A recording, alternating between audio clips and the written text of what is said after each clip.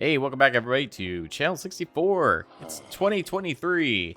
It's time to start getting to our New Year's resolutions. And that is, of course, finishing stuff that we meant to do a while ago. You know, procrastination things. Some of that being these zombie villagers right here. We need to cure them and put them into a trading hall, but that's not going to happen right now. No. We have other things we need to check off the list. In fact, part of that was finishing up our redstone minigame that we started in the last episode. So this guy right here, he is providing us with knockback 2 books. And the reason we need those are for a new element that we added to the game. And that is knockback 2 wooden swords. So let's go ahead and fly on over to the junkyard again to check out the redstone component of that minigame. So as I kind of briefly covered last time, we made this area, well, not only to disguise all of the things that we've been digging up, but to also create a little minigame. So inside here, we have a bunch of knockback 2 wooden swords that we're going to be utilizing. Also, somewhere I stashed a bunch of regen potions because I think these guys are going to end up taking a little bit of fall damage as they chase us around in this arena. And I want to make sure that they're not dying on us, so we're going to go ahead and heal them up after every single time we play this. But I did want to show you the redstone portion of this, so we're going to take a little back entrance here. This, of course, comes out over in our little dig site. But this is the guts of the whole game itself. And let me kind of break down the different components for this, because it does look quite complicated. But it really isn't. It's just a little bit of breaking down a problem into little things and then working with each of those individual components to make a further complex machine. So starting things off, we have our timer right here. This is just your standard Etho hopper clock. I've added a note block above this so that I can hear outside that it's still working. What happens is every time this goes back and forth, you'll get a short pulse right here, which then moves its way up here to this spot right here with a shulker box. Now, in this shulker box, even in here, you'll see that there are shulker boxes filled with different amounts of things. And each one of these amounts represents a different comparator output for this system right here. And this system controls which of the 15 dispensers launches a piece of trash out. So the way that works is it'll read the contents of this. So in this case, looks like this is a power of 2. And so we have our second observer right here that is getting powered, that's a pulse through this whole line, which is, it's a big old mess of pipes that goes through here. But the reason why we did observer chains is, 1, it's fast, 2, it's less laggy, and 3, it's a lot more compact than redstone dust. Those will fire basically on kind of a timer, and that's controlled by this. Of course, we have the timer shut off by an override, which there's that switch up in the office. That's kind of what controls everything. So this is staying pushed to that side for right now. Now over here, you'll see that there's this red spot, and then it's kind of hard to see, but there's also a blue spot. These correspond to the different drop-off points for the trash. Both of these are basically the same.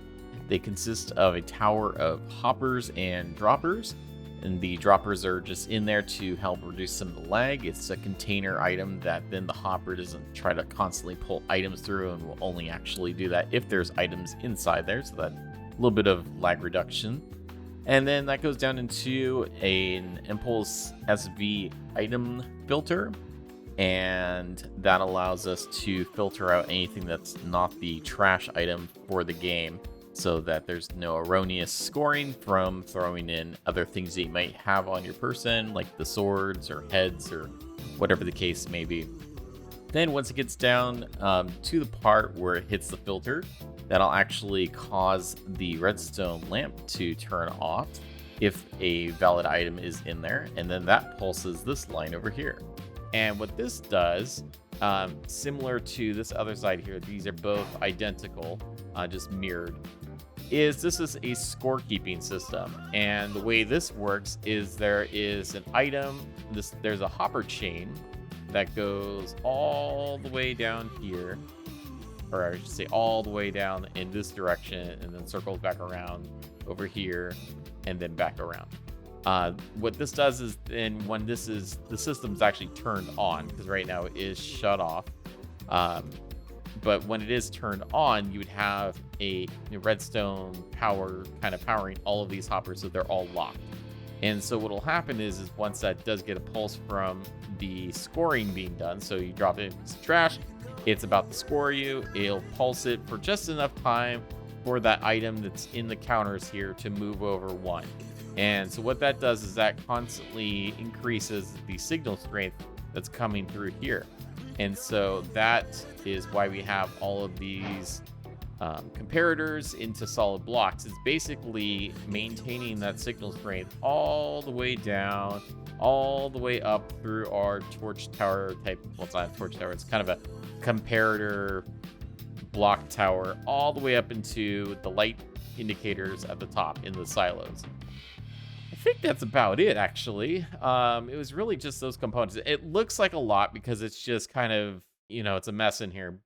Well, I hope I haven't lost any of the non-technical Minecraft viewers in the audience, but I'm pretty excited about this custom minigame. I can't wait to actually get to play it soon. Let's talk about what we're actually doing in this episode, and that is knocking off another piece of our to-do list with a brand new shop. It's about time we build that Nether shop.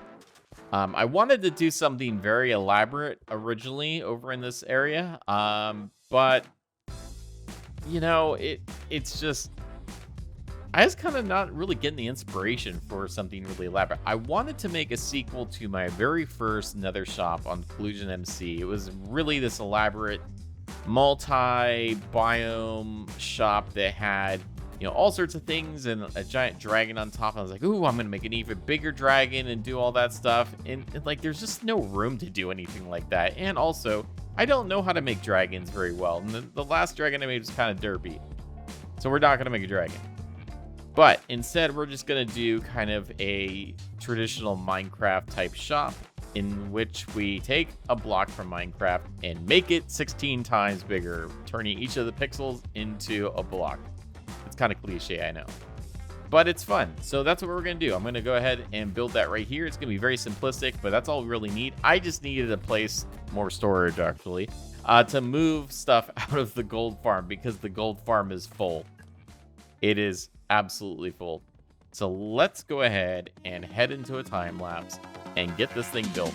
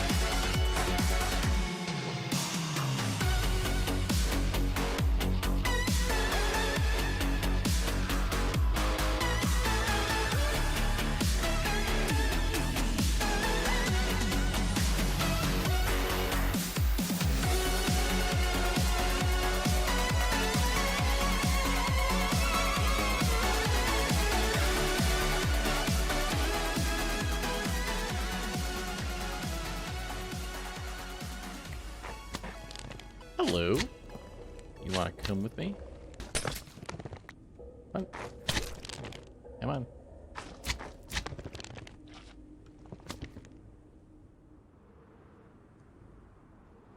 Nice. All right. I dub you Bruno. And then we have the arduous task of dragging him all the way back to where our nether shop is.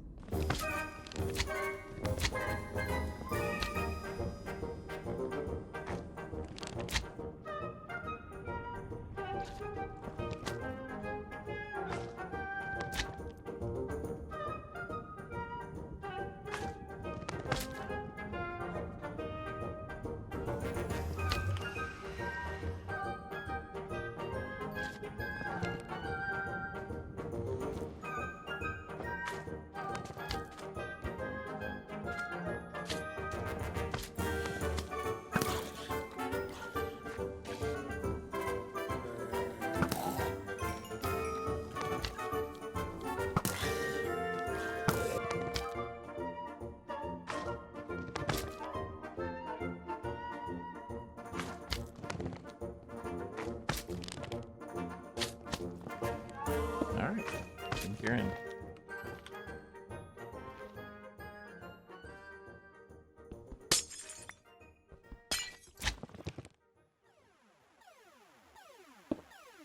So this is going to be the House of Magma. It is a 16 by 16 recreation of a magma block.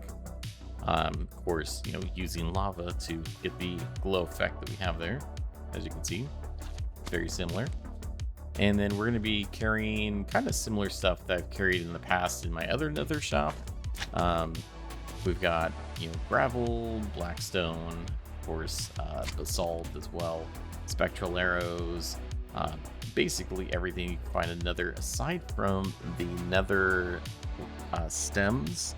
I didn't bother putting that stuff in there yet because I know Tarek is selling some of that stuff. He doesn't have glow shrooms though, so or I'm sorry, not glow shrooms, shroom lights. So that might be an option once we get a tree farm that handles the nether stuff, then maybe actually go ahead and do some of that. But for now, I've left it open for future expansion. We can add some stuff back here, or even maybe another portal like I had in my old shop. And of course, as you see down here, and probably in the time lapse, I got this nice fog glass effect. I like this because it makes the floor looks like it's floating, which is pretty cool. And then, yeah, pretty much it. I made sure to have, you know, stone cutters here for making the other block types, and we're also selling ancient debris now, so that's going to be pretty cool as well, because I had quite a bit of that on hand, and I figured I'd just go ahead and, you know, I wasn't doing anything with it. So that's cool. I just need to go ahead and clean up the mess that I made to get this guy in here, and we'll be ready to go. All right, well, I think that's where we're going to leave it for now. We got our wonderful nether shop all ready, and I've got it all stocked up now, so I'm looking forward to see how that does. And I showed off the inner workings of our redstone minigame, so that's going to be pretty fun as well. I hope you all have a great brand new year, and to start things right, I want to make sure that you don't miss any of my content, because you're going to subscribe to my channel, leave a like down below, and leave me a comment about what you're looking forward to in 2023. And until next time, safe travels, everyone.